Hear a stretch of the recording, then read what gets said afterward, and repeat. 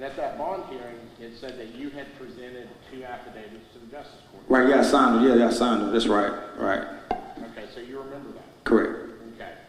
And it said, and then did you turn them into Justice Court, or what did you do with them? I can't recall. I can't give you a different answer.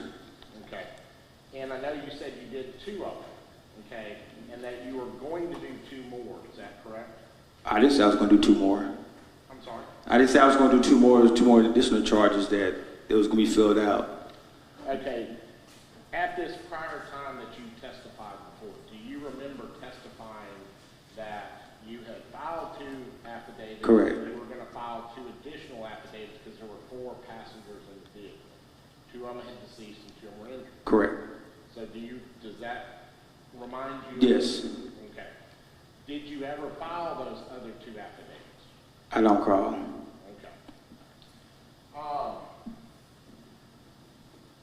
You got to, or I guess you were notified of the arrest, or of the wreck at 5:30. Is that correct? Yes. Okay. And in your report, it says that the wreck occurred at 5:20. How did you come up with that time? I was notified at 5:30 and I arrived at 5:45. Right, and I think you have a time of when the wreck, it says crash date and time. How did you come up with So you get an approximate time of when you think the accident happened when I spoke with I want to say not a witness but who saw Miss White at the light at Maddox Road. So I did a brief estimate prior to Maddox Road and to Spring Road. Just a brief estimate of the time of the crash. Okay, so somebody told you. No one didn't tell me anything. Okay. Well, that's what I'm trying to figure out. How did you come up with this time of 7? Speaking with the witness about what they saw, her at Maddox Road 2, when they heard the boom, I gave an estimate time of what I think the time the crash happened because you have a deceased driver and then the driver doesn't know what's going on. So I had to come up with an estimate time where I figured what time the crash happened. Okay, and you did that. You basically just backed it up so many minutes because you were like, I was notified at 5:30, so it has to be before 5:30. Yes, sir. That the accident happened. Yes, sir. Okay. You arrived at the scene. What's the first thing that you did? So when I arrived on scene, stepped out of my vehicle. As I stated, it was just carnage, lights, police officers everywhere, and that's why I said I'm looking to my right. I see AMR performing CPR on the baby. I see a woman to my left. Don't know if she's involved or her dealings with the accident. Have no idea at this time. So that's what I see. Because you had just gotten on scene. Correct. You're having to do an assessment to figure out what's what. Correct. Okay. So you go to the black vehicle first and sort of see what's going on there. Then you come to the silver vehicle, and then that's when you make contact with Ms. White. So as I'm walking towards the silver vehicle, I get stopped by the deputy you saw that was standing in front of her. So he's telling me, that she might be impaired. So, but we don't go off what somebody tell us. Right. So I have to do my own investigation. Right. So I'm like, I hear him, but I don't hear him because she might not be impaired because I'm more experienced than he is in doing the investigation. Exactly. And at this time, I think you said you had been a deputy for 5 years, or as of today, you've been a deputy for 5 years. I've never been a deputy. I was a police officer for 4 years, and I was a MHP officer. I was a trooper for 5. Yeah, you've been a trooper. I'm sorry, a trooper for 5 years. Yes, sir. And where were you a police officer at before you? Jackson Police Department. Okay. So you've been in law enforcement for a total of 9 years. Correct. And when this accident would have happened, you would have been 6, 7 years. 7. Okay. So the deputy tells you that she may be impaired, and so all what that does is just puts you on notice that I need to check and see if I'm seeing the same things to start an investigation. Correct.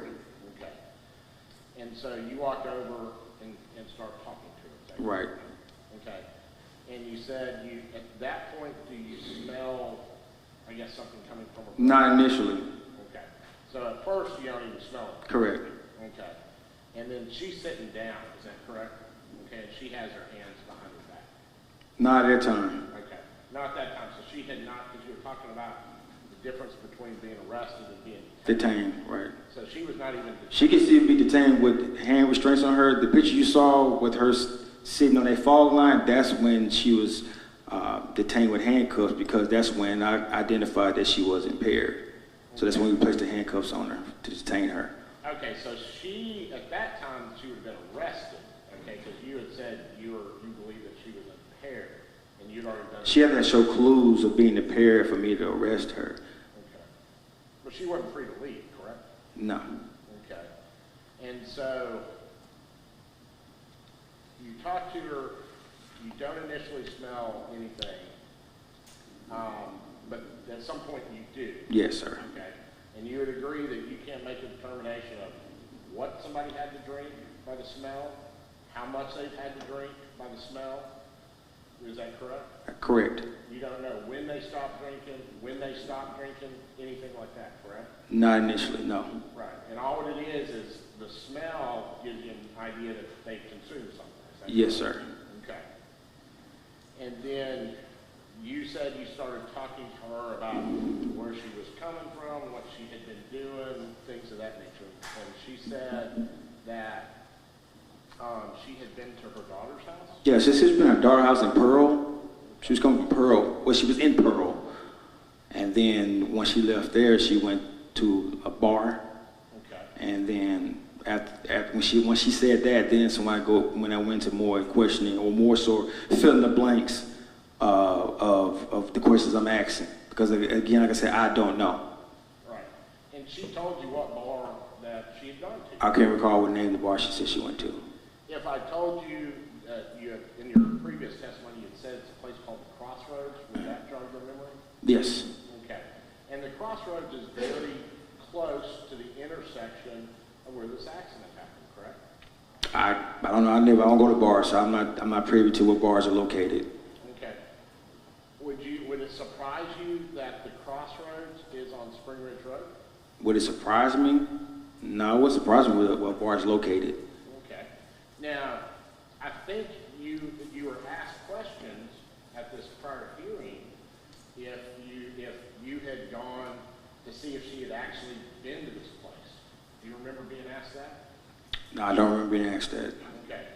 Did you go to the bar and ask if Beth Ann White had been to this bar? I did not. Okay. And I think when we were talking about it, let me back up for just one second. What direction on 18 was Beth Ann White going? So what's this? Would be Westbound? Westbound. Westbound, because north to south is, westbound. Okay. She was headed towards Raymond. Well, from her address, we see that she stays in Raymond, so I'm assuming so. Yeah, I mean, the direction that she was traveling when this accident occurred is she was headed Towards Raymond. Yes. Okay. And so, if this bar, Crossroads, which is what you said before, it's where she told you that she had been, is down towards Clinton on Spring Ridge Road, it doesn't make a whole lot of sense that she's traveling west on 18, correct? Well, correct. That's what she told me. Like I told you, I'm not privy to what bars are located. So, because if she's coming from her daughter's house, which is in Pearl, that makes sense that she's going down 18, going toward the lake.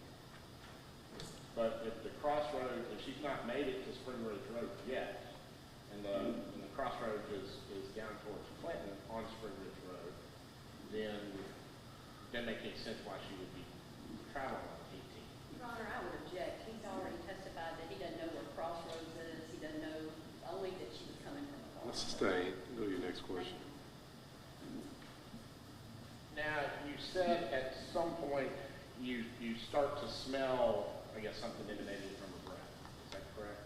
Correct. From a person. From her person. Okay. Yes. Now, was it coming from her breath, or was it like coming out of her pores, or how was it? It's part of a combination of both. Okay. And so, now she's been in an accident. Were you looking at if she was under the influence of shock or anything like that? If things of that nature were going on? Because her airbag is deployed, correct? Right. Okay, and also that airbag has that funny smell that comes with it, is that right? Correct. Okay, were you smelling that too? No, I can decipher between the smell of an airbag deployed than alcohol prior to my experience of being a law enforcement officer. Okay, and then at some point you said her speech was a little bit slurred. Correct. Okay, so it wasn't slurred a whole lot at all? No. Okay, and then you said, you asked her about what happened with this crash and she said she didn't know what had happened. Correct. Okay, did she tell another trooper what had happened? Do I know that she tells no truth what happened? Yeah. No, I don't know that. Okay, in your investigation in this, I guess, in this case, okay, in this accident, okay, do you, like, I think it's, the accident reconstructionist was Stewart? No. Who's the accident reconstructionist? Trooper Jonathan Smith. Yes. Trooper First Class Jonathan Smith. Yes. So when Jonathan Smith was doing, I guess, his part, y'all didn't talk and coordinate at all? When you say his part, what question is that? Well, because he talks to Beth Ann White. Beth Ann White tells him what had happened. Okay, that's when Beth Ann White was with him in his vehicle. Okay. But you're being asked if it led you to believe that she possibly could be impaired because she said, she told you, I don't know what happened. But she's telling Trooper Smith that she knows what happened. All right. Well, Your Honor, I would object because now he's trying to get into. Well, let me say this. I don't know if there was a question, so let me hear the question. I heard you make two statements. Go ahead and ask the We question. can move on, Your Honor. Okay. Now, you asked her if she wanted to do the PBT. Is that correct? correct. Now, when all this has happened, is she sitting on the ground at this point? No, she's standing up. Okay, and so she's not having any problems with her coordination, is she? No. Okay. She's not swaying, she's not, having trouble standing, she's not using the car for support, none of that, correct? No. Okay. So you asked her if she wants to do a PBT. She says no. Is that what happened? Correct. The next thing is you said, well, do you want to do field sobriety tests? And she says no. Is that correct? Correct. Okay. And then is that when you detained her when she says, no, I'm not going to do that? I didn't detain her because she said no, she was going to do it. She was detained because of my experience of dealing with hundreds and hundreds of DUIs I've arrested. She showed physical signs, also admitting that she did have, 2 glasses of vodka and Sprite. Okay. And now this is, okay, as far as what you've observed up to this point, you said you could smell something emanating from her person, correct? Not initially. Not initially, but you. Correct. You now smell it. Right. You said her speech was slurred a bit. And was there anything else that led you to believe that she could have be under the influence? Nothing else that I stated. Okay. Well, at this time, what is that? I mean, that's what I'm asking. What at this time before you have detained her? What clues are you seeing that she's under the influence? So as I just stated, the clues that she showed was slurred speech. She admitted to drinking 2 medium glasses of alcohol, Sprite and vodka, and that her eyes were a little bit bloodshot red, and she was a bit agitated. Again, like I stated, she could have been concussed prior to me coming to her. And that's dealing with my experience of not just going in and thinking that somebody's impaired because somebody told me, because I'm more experienced in dealing with that type. So she could have been concussed, but she wasn't. Maybe she was, but the signs that she showed, the physical signs that dealing with DUIs, she showed them, and that's why she was detained. And that's your slurred speech that she told you that she had something to drink. So she's being honest with you, is that correct? Correct. Okay. And you smelled, and you said, and I just keep going back, because you said the slurred speech was slight. Okay, so she didn't have really slurred. I mean, it wasn't so hard of a drag where she just slowly was talking. It wasn't a normal tone of voice where, More so hours after we got to the hospital, her tone of voice had changed. It wasn't as slurred as it was initially when I, approached her earlier that day. Because at first, I gather you don't smell a whole lot of alcohol, because you said at first you didn't smell it. When she was sitting down. Right, when she sat down and you said, once you started having a conversation, then you smelled it. Correct. And then and at first you don't even notice that she has slurred speech, correct? No, because I haven't asked her a question yet.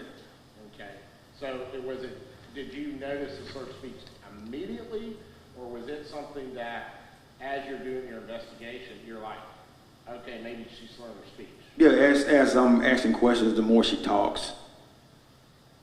Okay, so as she talks, then you're seeing some signs of her having some slurred speech. So it's just not super pronounced. It's just not like the moment that she says something to you, you're like, she's slurring her speech. No. Okay. Now, let's talk about the eyes for a second. We just talked about the airbag going on. Remember that. Doesn't that make your eyes red and watery when those go off? Yes, it does. Okay. And we know that happened. And so her eyes, we're having slightly slurred.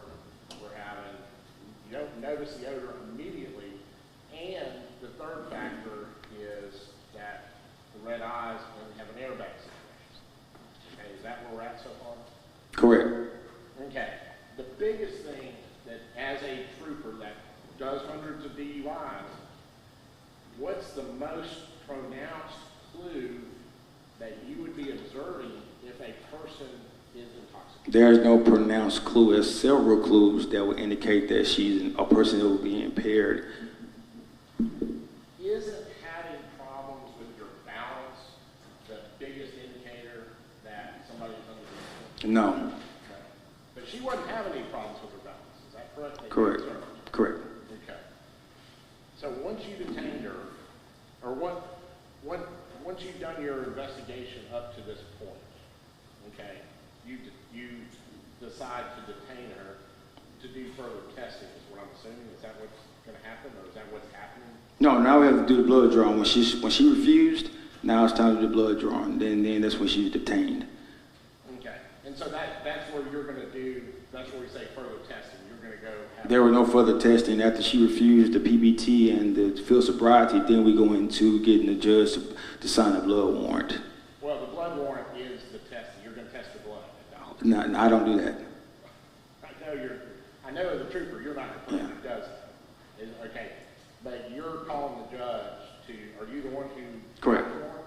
Correct. Yeah. So you're the person that calls, asks for the warrant. The judge asks you, what are you seeing? What's the situation? You relay that to the judge. Judge signs off on giving the warrant. Is that correct? I called the judge and let him know what's going on and gave him the details. Trooper First Class Jonathan Smith went and got the copy of the warrant to get it signed. Right. Because I think she was in your custody. She was with you at that time. Correct. Okay. And so somebody had to go get the warrant to take it back to the hospital. We went or to... take it to you, and then you gave her to Trooper Smith? No. He's testifying, he's not asking questions. I'm asking a question.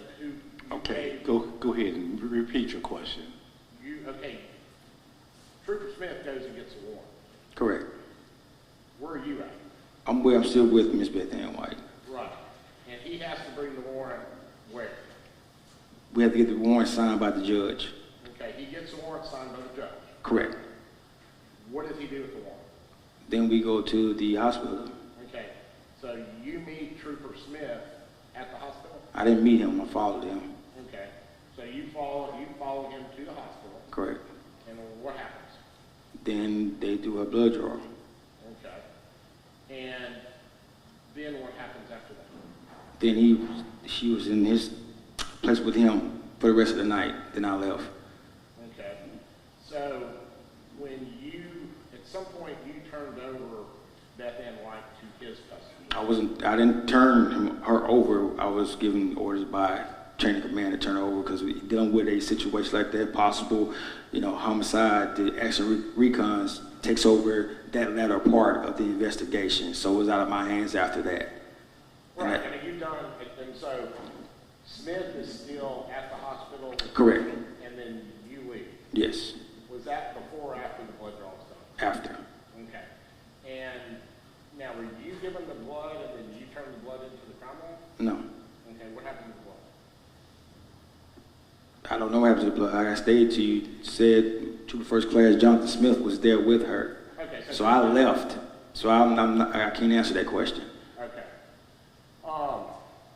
Now, there were some tests that you talked about, okay, at this prior hearing that we had.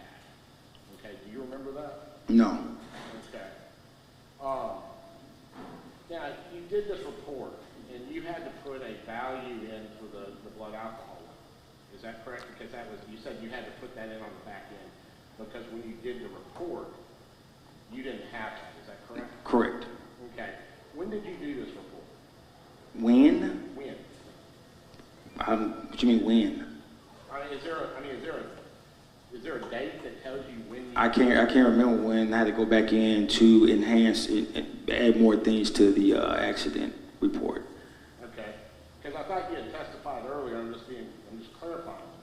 My understanding, what you testified earlier, is you did the report, but when you did the report, you did not have the blood alcohol level, and you had to put that in once you got the blood alcohol level. Yeah, we have to turn the report in a certain amount of days, not 10, 20 days. So once I turn the report in, when it's due date, at that time, the alcohol BAC was not given to us yet. So once it was, I had to go back in and put the 0.273 in the accident report. Okay. Now, my question is when you had this, you just said that there was a .027, is that correct? Correct. When we had this hearing before, you testified that the blood alcohol level was .16. Pardon me, spoken. Well, on the record? I mean, you only did one blood draw, correct? I didn't do the blood draw. Okay, I mean, there was only one blood sample taken in this case, correct? To my recollection, yes.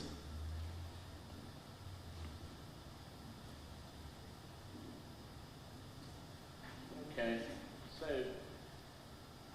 you talked about having that report, and this hearing took place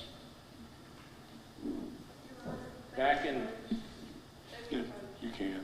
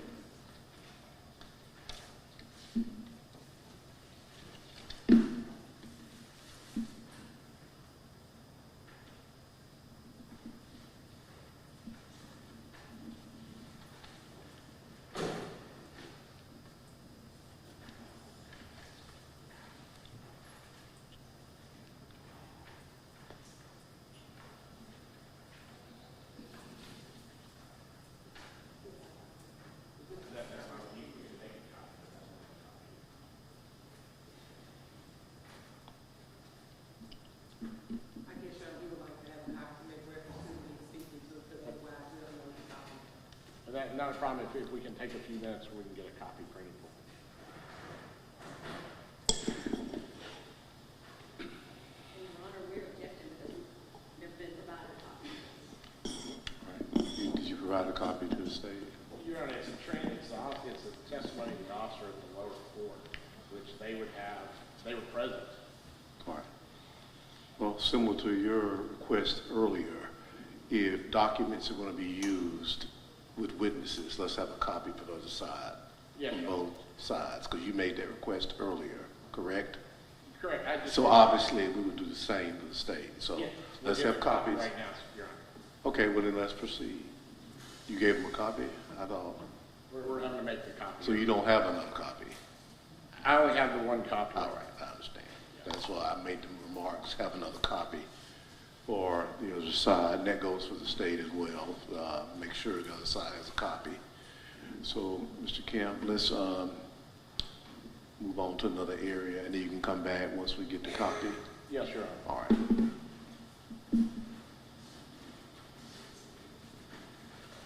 Okay, you talked about the seatbelts, okay, and the seatbelts that you could make the determination if they had been used or not. Is that correct? If they were on correctly or incorrectly. If they were on correctly or incorrectly. If the seatbelts, I can indicate if they were on correctly or incorrectly. Okay, and I was a little bit lost on that because my understanding is the seatbelts were not, okay, they were, when you got to the scene, the seatbelts are not fastened in the, how do you say this? They're not, I guess they retracted. Would that be correct? They weren't still connected. Correct. Okay. And you're saying that they were loose, and that if they're loose, then that means that they were connected at the time of the wreck? That means the seatbelts was on correctly prior to the wreck. Okay, and if they're not on, how is it? I won't be able to pull the seatbelt loose. It'll be locked. Due to the impact of an accident, the seatbelt is not on, it locks the seatbelt like vertical. You can pull it and it won't get no resistance. And that happens every time with every seatbelt? More so not, yes. More so than not. Yeah. So it's not something that automatically happens every time. You're saying more so than not. More so than not is 50% or better. Would that be correct? No, it's more than 50%. Depending on if there's any kind of mechanical issues with the seatbelt prior to the accident, which they would know that, and I presume it wasn't. But when the seatbelt is loose, that means the seatbelt was on. Because the seatbelt will not be loose prior to an accident if they didn't have it on correctly. Well, if it's not on and it's still, I guess, up in it's retracted, there's not a mechanism that locks it when there's an impact, is it? As I stated, the impact of the accident, if you don't have your seatbelt on, if you don't have it on, the impact will cause the seatbelt to lock. Now, let's talk about the airbag in the black car, the front airbag with the driver. It didn't deploy, correct? Look at the picture. Mind if I look at the pictures? Yeah, definitely look at it. Definitely look at the picture.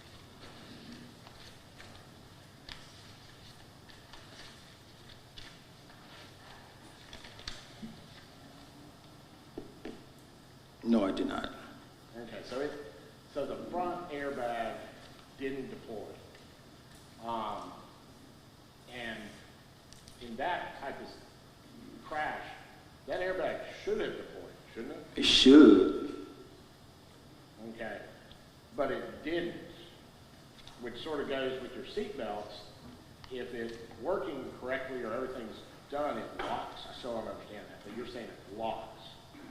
You can't make those two parallel. The malfunction of an airbag opposed to a malfunction of a seatbelt either being locked or loose. You can't compare the two. And so I guess, you didn't talk with anybody to see if the seatbelts were on or what seats were individuals in. You just looked at the seatbelts and pulled on them, and that's the only thing you did to make an assumption of if people were buckled in. Is that No, I didn't make an assumption, and I didn't need to ask anyone if they had their seatbelts on. Those indicators that I just expressed to you told me that whoever did or didn't have their seatbelt on. Now, do they have, I guess, would you have bruising and stuff on the body if you were in an accident and a seatbelt and there's a seatbelt on you? Not all the time. Okay, would that be a better indication if the seatbelt was on? There'll be an indicator, not a better, but it'll be an indicator.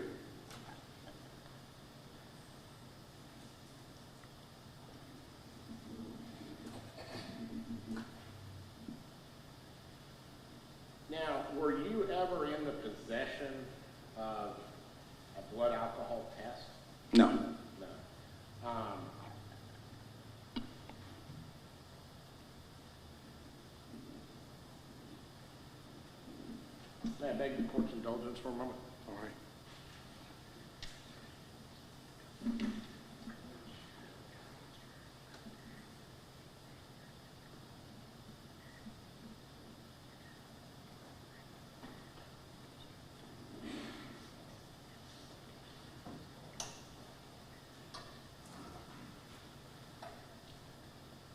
No, the last questions I have are, we're just waiting for the transcript. All right. If we can just take a moment recess until we get a copy of the transcript back. Okay.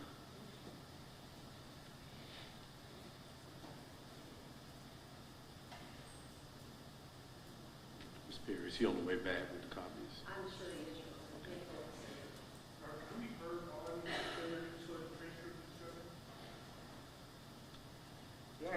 Yeah, they were there, they had the transcript. It was, hold on just a minute. Let me deal with this outside the presence of the jury. Ladies and gentlemen, let me excuse you to the jury room for a few moments.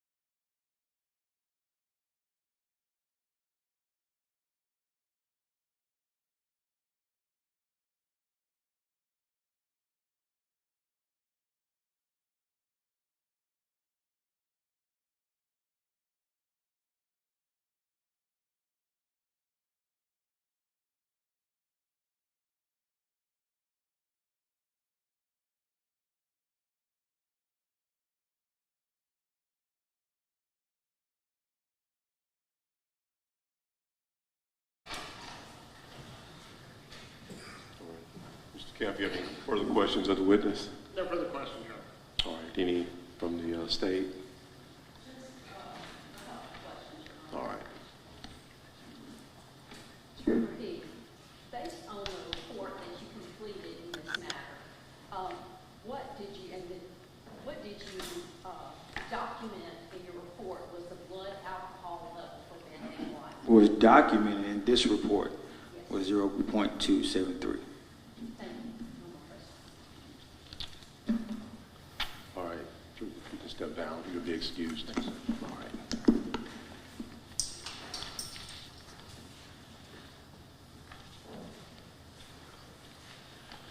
Who will be the state's next witness? Yes, Your Honor, the state would call Chiquita Williams. All right.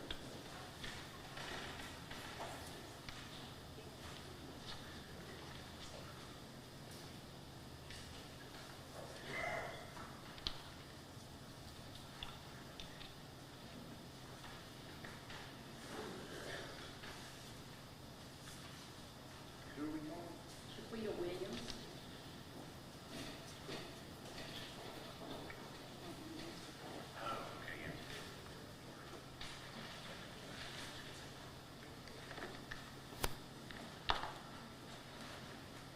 Raise your right hand.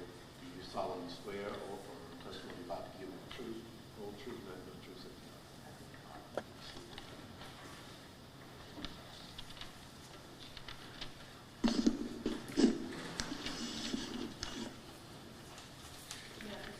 You may proceed. Would you state your name and spell it for the record, please? Chiquita, Chiquita, Williams, Williams. Ms. Williams, where are you employed? City of Jackson Police Department, And what is your position there? Court Administrator, For what court? the City of Jackson, Jackson Municipal Court. Municipal court. Mhm. And what are your responsibilities there? My responsibilities is to make sure that all court documents are saved in the system, to assist the judges, make sure that all dispositions are true and correct. Okay. And in this matter, were you asked to certify a record in regards to Ben and White? Yes, Okay. And did you do so? yes. And may I approach Your Honor? You may.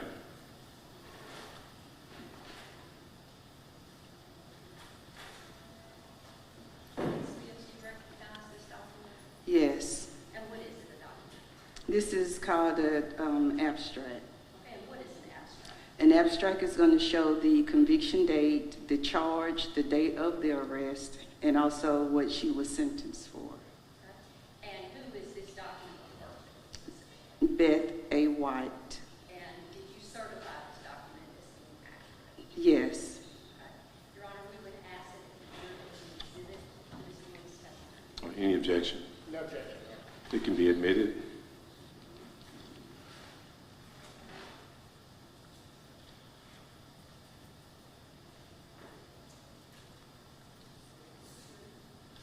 All right.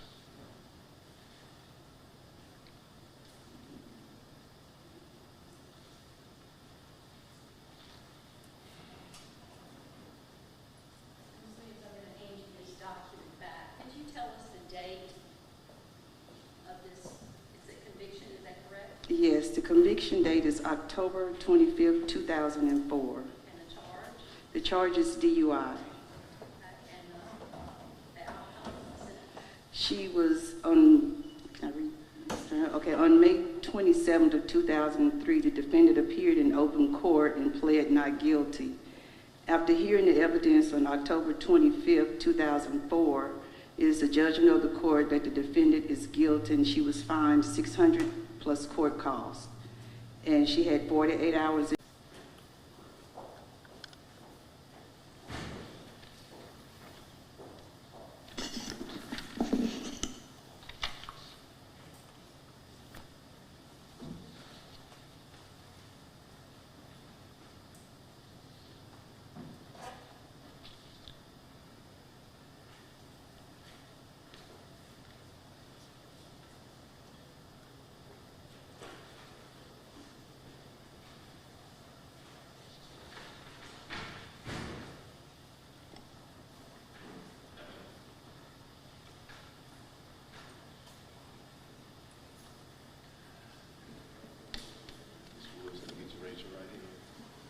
solemnly swear or testimony about to give the truth, whole truth, and the truth that we got?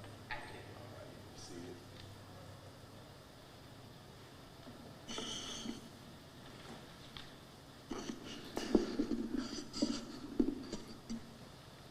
Can I proceed, Your Honor? You may proceed. Would you state your name for the record, please? Patricia T. Woods, And Ms. Woods, where are you employed? Hinds County Justice Court. And what is your responsibility there? I'm the Justice Court Clerk for the department, and my responsibility is to acknowledge affidavits, filing, any other administrative work in the court. Okay, and what about court records? Are you responsible for those as well? Yes. Okay. May I approach Your Honor? You may.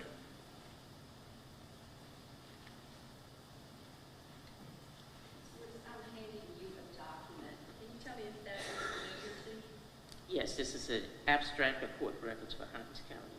Okay, and who is the defendant in this matter? Beth A. White. Okay, and is this a certified copy? Yes, it is. Okay, and who's certified? Patricia Woods, myself. Okay, and can you tell us, is this a record kept in the normal course of business? Yes, it is. It's kept computerized, and as needed, we will print it off. Okay, and can you tell us what the charge was in this particular case? DUI, first offense. And can you tell us the date of the conviction? The date of the conviction, August the 9th, 2006. 2006.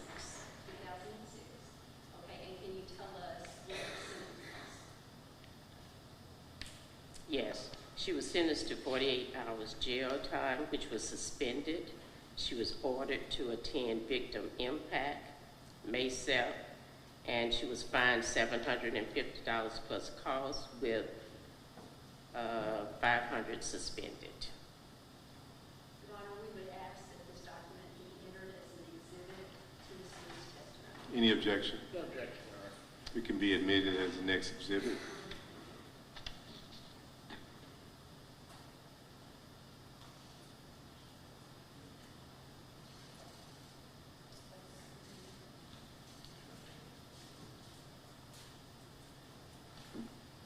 Any more questions for this witness? Any questions from the defendant?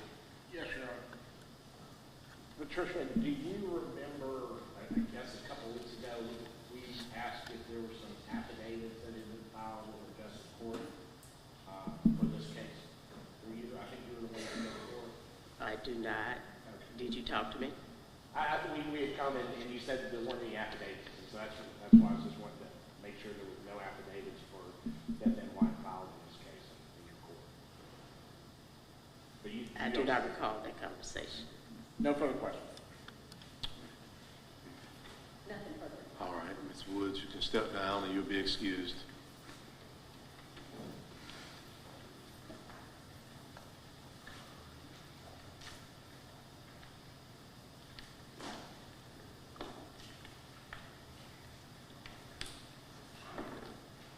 Who will be the next witness from the state? Yes, Your Honor, the state would call Zach Wallace.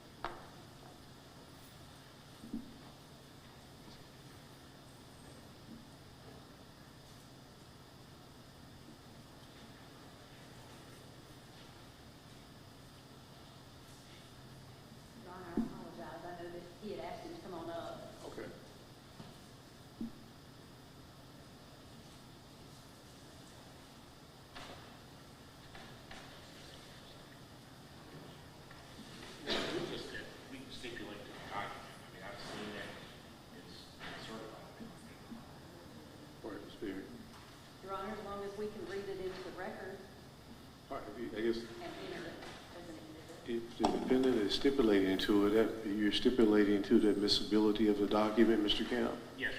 All right, Ms. Perry. Do you offer it? Yes, Your Honor. And it can be admitted. Thank you, Your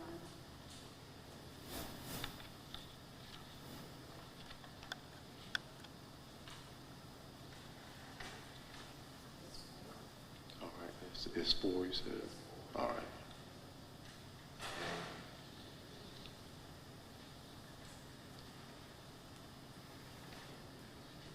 Your Honor, for the record, this is a DUI felony conviction for Beth Ann White, dated August 11th, 2008. It is a felony DUI. She was sentenced to 5 years in custody of DOC, 4 years were suspended, sentenced to 1 year supervised probation, 1 year to serve, which was to be completed through house arrest.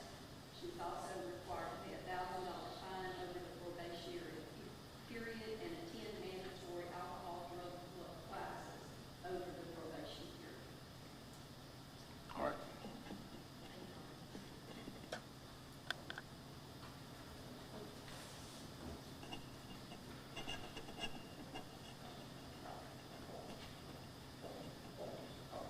All right. Who will be your next witness then, Ms. Perry? May we approach? You can.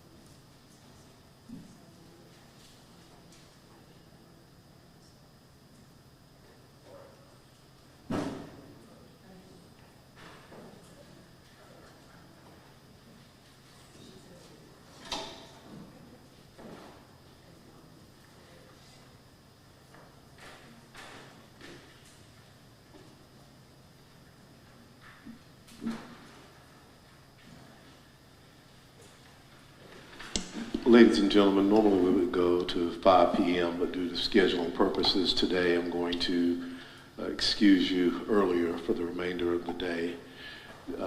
I'll give you the same instructions that I gave you on yesterday in terms of not discussing this case with anyone, including your family members and friends. Additionally, you're instructed not to watch any news broadcasts about this case. I'm going to excuse you until 9 o'clock tomorrow morning. You're now excused. You can leave your notebooks in the jury room.